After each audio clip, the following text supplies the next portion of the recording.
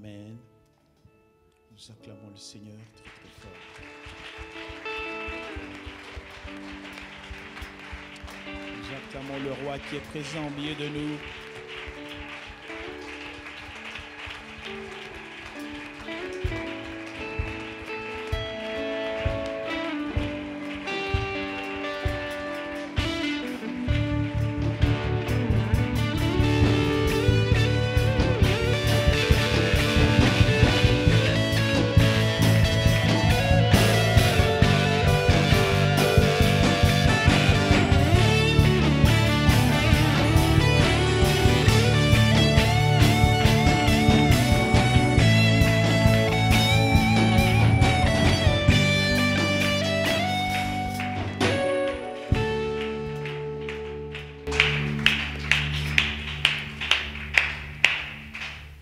Amen.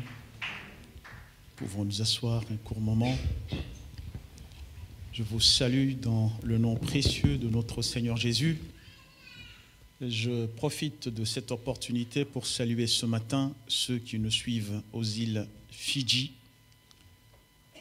ceux qui nous suivent à Saint-Denis, aux Seychelles, ceux qui nous suivent à Perth, et partout ailleurs. Nous vous saluons dans le nom précieux de notre Seigneur Jésus.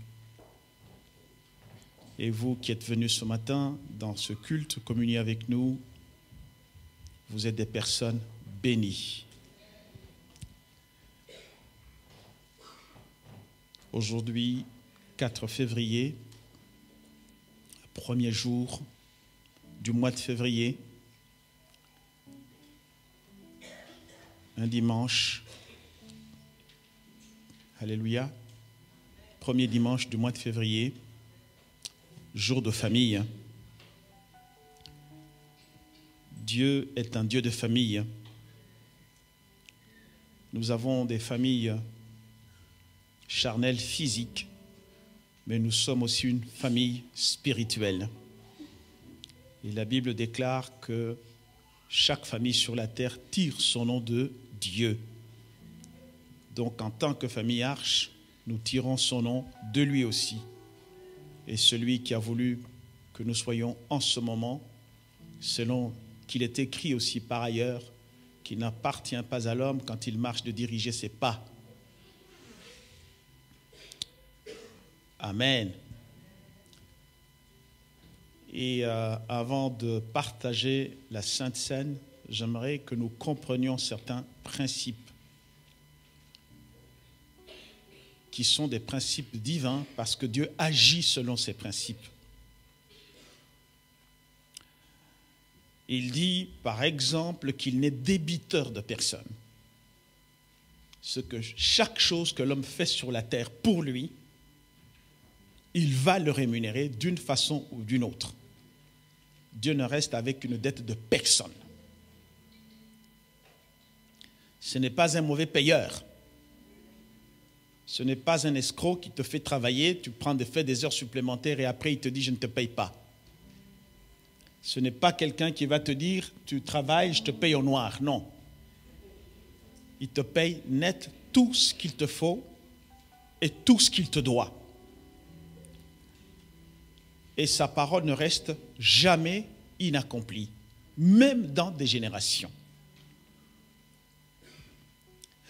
Et c'est ainsi que lorsque nous considérons le livre des Proverbes, la manière dont ce livre commence, il est dit Proverbe de Salomon, fils de David, roi d'Israël. C'est tout un programme.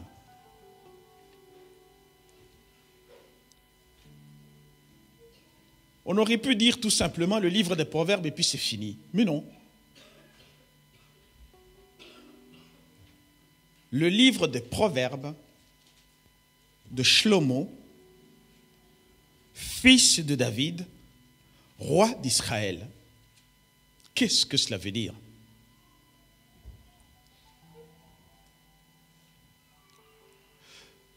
C'est le proverbe donc de ce Salomon, celui qui doit continuer la vision de son père. Parce qu'en effet, c'est son père qui avait reçu la vision de la construction du temple. Mais c'est le Fils qui manifeste la vision et l'achève en tant qu'œuvre du Père.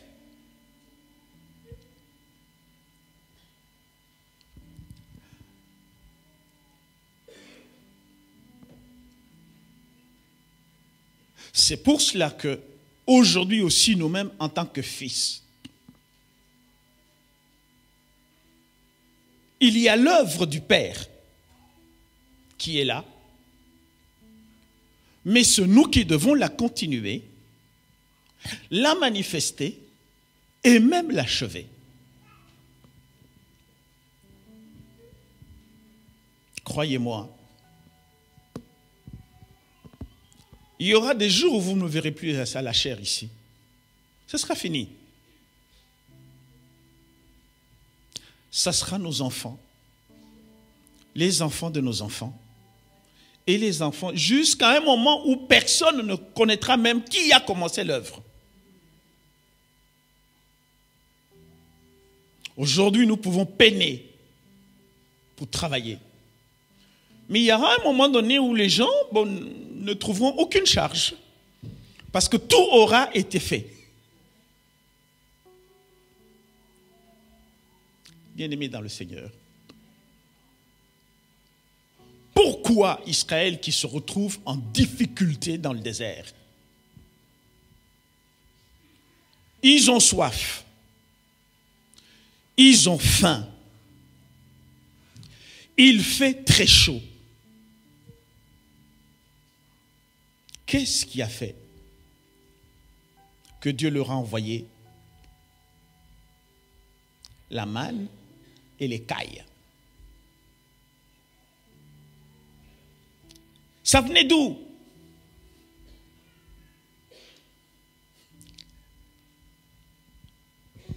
Lorsque vous regardez le livre de la Genèse, chapitre 18,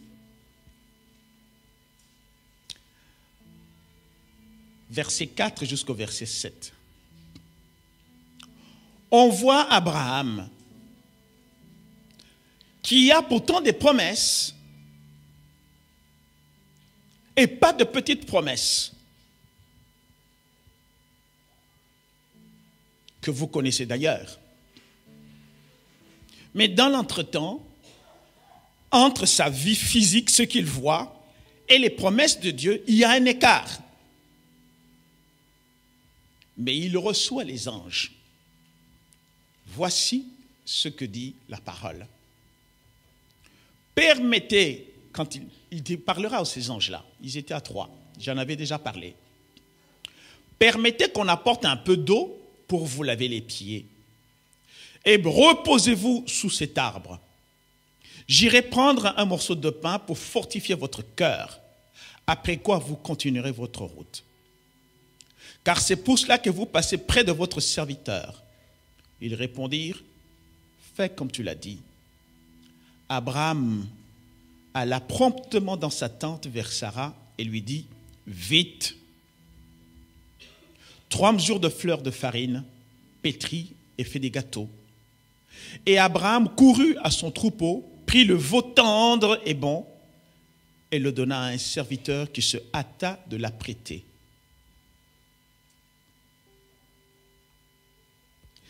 À ce moment, Abraham n'est même pas conscient de ce qu'il est en train de faire. C'est quand ses enfants se retrouvent dans le désert, face à celui qui a dit « Je ne suis débiteur de personne ». Qu'est-ce qui va se passer? Ils ont faim, ils ont soif. Dieu leur envoie la manne à cause du mérite du Père. Il leur envoie des cailles parce qu'Abraham avait offert un veau. Venez sous l'arbre, et bien la nuée les couvre pendant qu'ils ont chaud.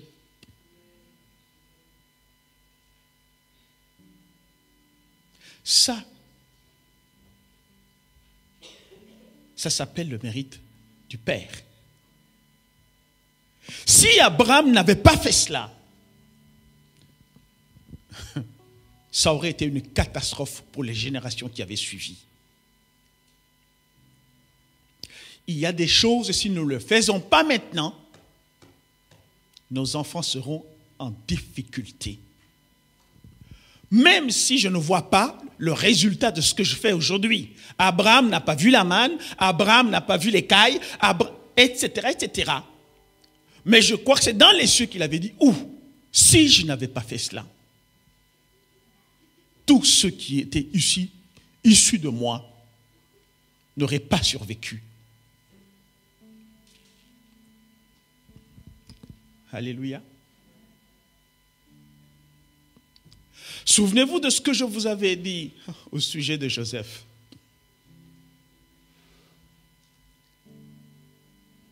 Le pasteur Jean-René nous l'a rappelé dimanche passé. Moïse est mort. Dieu vient parler à son intendant, à son chef de camp, Josué. Mais attendez, Josué n'était pas censé être l'héritier de Moïse. Parce que Moïse avait aussi des fils. Il avait aussi des enfants. Mais Dieu va venir, il trouve Josué, le chef de camp, et il lui dit ceci. Que ce livre, c'était donc un livre spécifique, ce n'était pas toute la Bible. Il y avait un texte qu'il était en train de lire. Et c'est pour ça que Dieu lui dira que ce livre ne s'éloigne pas de ta bouche. Médite-le jour et nuit. C'est alors que tu réussiras dans tes entreprises. Mais alors, quel était ce livre? Souvenez-vous, c'était le livre de Deutéronome 33. Des bénédictions que Moïse avait proclamées sur toutes les tribus, notamment sur la tribu de Joseph, dont Josué était descendant. Et il dira ceci sur Joseph. Il dit, son pays recevra de l'Éternel en signe de bénédiction, le meilleur don du ciel, la rosée, qui veut dire la présence de Dieu, les meilleures eaux qui sont en bas, les meilleurs fruits du soleil, les meilleurs fruits de chaque mois, les meilleurs produits des antiques montagnes, les meilleurs produits des collines éternelles, les meilleurs produits de la terre et ce qu'elle renferme. Il ne s'arrête pas là. Que la grâce de celui qui est apparu dans le buisson vienne sur la tête de Joseph, sur le sommet de la tête du prince de ses frères. De son taureau premier-né, il a la majesté. Ses cornes sont des cornes du buffle. Avec elles, il frappera tous les peuples jusqu'aux extrémités de la terre. Elles sont des myriades d'Éphraïm, elles sont les milliers de Manassé. C'est ça le texte que Josué était en train de lire. Que contenait ce texte?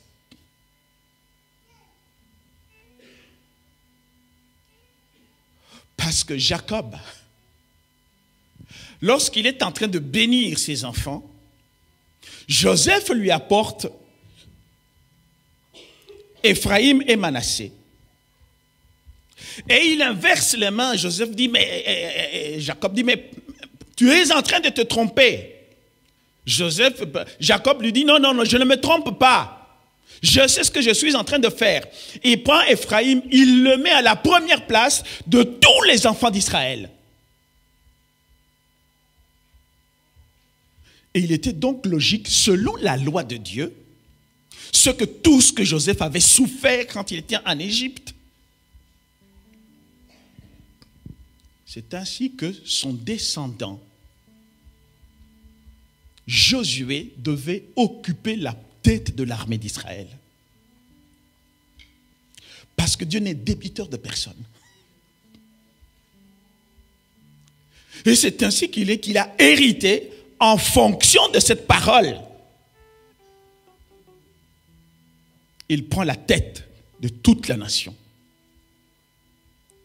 Et c'est à cause de cette loi, Josué lui-même se souvenant de ce que son arrière-grand-père Joseph avait vu en termes de vision le soleil et la lune qui se baissaient à ses pieds au moment où il est en guerre. Alors il se souvient de cette parole-là. Il dit, toi soleil, tu étais à genoux, au pied, tu t'étais prosterné au pied de mon grand-père.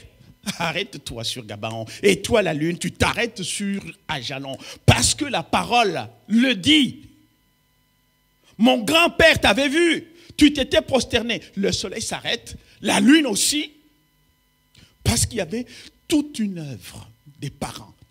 Tout ce que les parents avaient fait avant, qui lui était bénéficiable. Même le soleil a pu accepter en disant, oui, ici je n'ai pas de choix. Je me prosterne, je m'arrête. La lune, elle s'arrête aussi. C'est depuis ce moment-là que le mois de février n'a que 28 jours.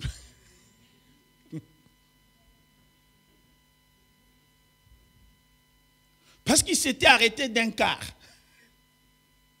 Et il faut 4 ans pour arriver à 29 jours. À cause de la parole d'une personne. Mais cette parole-là lui venait de beaucoup plus loin. Et ce Dieu qui dit, tout peut passer, même si les hommes ont oublié. Mais ma parole va s'accomplir. Et la parole s'accomplit.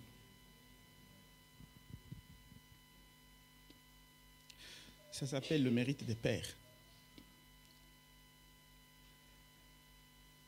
Alléluia. Et peut-être que vous allez dire, oui, mais pour la Sainte Seine, dans tout ça, je vais vous l'expliquer. Parce que nous allons lire le livre des Proverbes, chapitre 30.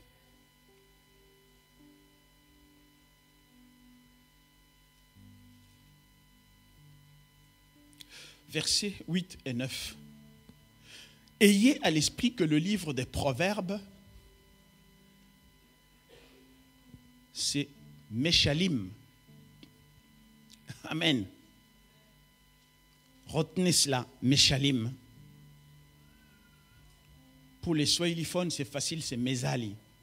C'est là que vient le mot Mezali. C'est Meshalim. Dans ce mot proverbe Meshalim, il y a Machal, qui veut dire le roi, l'autorité, dominer ou gouverner avec Dieu. Alléluia. Amen. Ainsi, ce livre de Proverbes, chapitre 30, versets 8 et 9, il est dit ceci. Éloigne de moi la fausseté, parce qu'il dit ceci. Je te demande 2 choses, ne me les refuse pas. Et ces 2 choses sont les suivantes. Éloigne de moi la fausseté et la parole mensongère. Ne me donne ni pauvreté, ni richesse. Accorde-moi le pain qui m'est nécessaire, de peur que dans l'abondance, je ne te renie et ne dise qui est l'Éternel. Ou que dans la pauvreté, je ne dérobe et ne m'attaque au nom de Dieu. Waouh! Alléluia! Alléluia! Donc, dans cette parole, il y a déjà, comme je vous l'ai dit, Meshalim, il y a le pouvoir. Le pouvoir, mais aussi la capacité de goûter jusqu'au langage de la raison.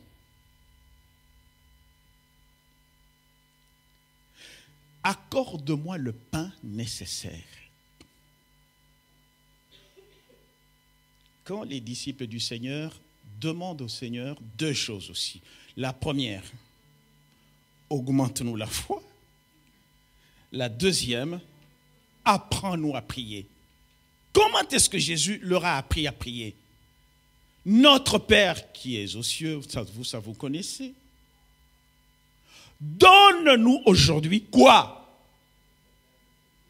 Vous appelez ça le pain de séjour. Dans d'autres versions, vous appelez ça le pain quotidien. Mais ici, il s'agit de ce pain-là, le pain nécessaire. Mais quel est ce pain nécessaire? Et le mot qui est utilisé pour le pain nécessaire, c'est huki, dont la racine hok veut dire la loi divine. Eh oui, n'est-il pas écrit que l'homme ne vivra pas de pain seulement, et qu'il vit de toute parole qui sort de la bouche de l'Éternel? Alors vous voyez maintenant toute la suite de ce que Dieu a dit, de ce que Dieu a promis et a donné, a fait avec ses disciples, ce que ça produit. La loi divine. C'est ainsi que vous allez voir que le diable vient tenter ce Jésus et lui demande de transformer des pierres en pain. Il aurait but du coup,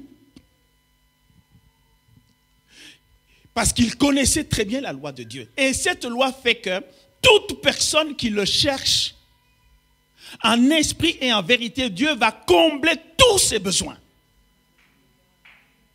Il n'y en a pas un seul qui va manquer, il va combler tous ses besoins. Sans compter bien sûr que Dieu ne répond pas à nos caprices.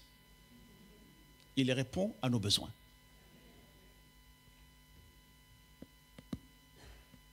Oh. Alléluia. Ne va pas dire à Dieu, si tu es Dieu, donne-moi l'iPhone là qui coûte 1200 € pour que je vois que tu es Dieu. Il va dire, ok, pour toi, même un 3310 de 1980, ça peut aller, tu peux répondre, ok. Alléluia. Alléluia. Il comble tous les besoins de celui qui cherche le père époux. Mais il s'agit de ce pain-là qui travaille au niveau de la fondation de l'être. C'est le pain spirituel que Christ a appelé sa chair. C'est le pain qui finalement sculpte et construit l'homme, mais de l'intérieur. Mais la construction est une œuvre progressive. Ça ne se fait pas en un jour. Il n'y a pas encore de maison instantanée. On doit poser brique sur brique jusqu'à ce qu'on arrive à la toiture. Et plus nous participons à sa table, plus nous mangeons de ce pain nécessaire, c'est notre être profond que nous ne voyons pas avec les yeux physiques, qui est construit petit à petit pour t'amener sur le chemin de la ressemblance de Dieu. Et oui. Ainsi, la parole nous dit, et nous commande de partager son corps et son sang chaque fois que nous nous réunirons. Ça veut dire quoi? Il y a des maisons qui vont être terminées plus vite que les autres. Tout dépend de votre fréquence de participation à cette table. Il y en a qui vont se retrouver un jour qui sont des chantiers inachevés parce qu'ils n'auront pas laissé le pain les construire à partir de l'intérieur jusqu'à ce qu'ils ressemblent, jusqu'à ce que Dieu lui-même pose la toiture. Et non seulement la toiture et tous les meubles nécessaires pour rendre une maison habitable et acceptable, pour ne pas dire fonctionnelle. Alléluia.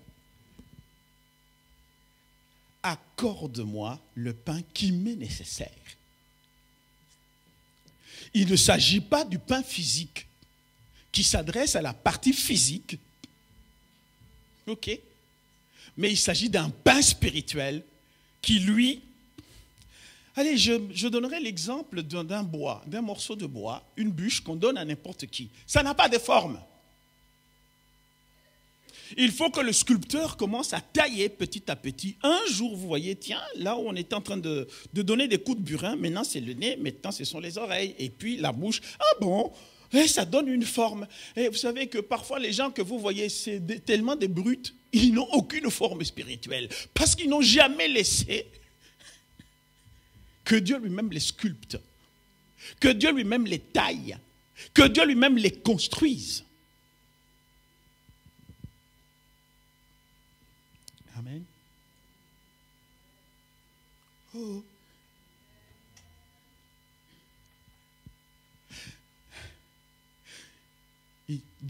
Donne-moi ce pain-là. Mais il ajoute que si ce pain-là me manque, il ne faut pas que tu me donnes trop de richesses. Parce que si tu me donnes, je vais même renier ton nom. Pourquoi aujourd'hui, par exemple, dans ces pays, et dans les pays où les gens mangent 4 fois par jour, ils refusent Dieu? Ils ne veulent rien entendre, parce qu'ils sont rassasiés. Alléluia. Alléluia. Une fois, j'étais en train de prier à la montagne, c'était au Congo. Je dis, Seigneur, bénis ce peuple. Je bénis, Seigneur. Il me dit, Jacques, tu ne sais pas de quoi tu parles. Si ces gens commencent à manger 5 fois par jour, ils vont me renier. J'ai dit, ah bon? Il dit, oui, oui. Ils vont me renier. Aujourd'hui, ils prient parce qu'ils ont faim.